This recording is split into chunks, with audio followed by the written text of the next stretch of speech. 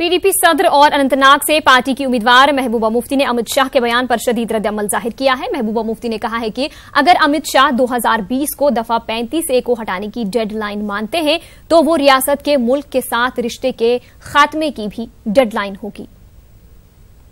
सिंह के सवाल के मैं क्या बोलूं, उनके अपने जो उनके वालिद महाराजा हरी सिंह उन्होंने 370 के बारे में ये शर्तें रखी जिसको शेख साहब ने एंडोर्स किया है, तो आज उनकी इस किस्म की बात कहना मैं समझती हूं नाकाबिल बर्दाश्त है।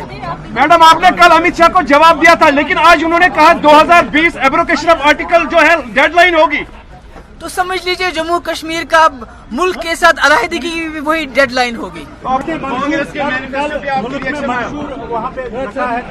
देखिए, उसमें सबसे अच्छी बात यह है कि एक बार फिर से पीडीपी का जो एजेंडा है, जो एजेंडा ऑफ अलायंस में भी हमने रखा था, जिसमें हमने कहा था 370 पे स्टेटस को होना चाहिए, कांग्रेस भी वही कहती है।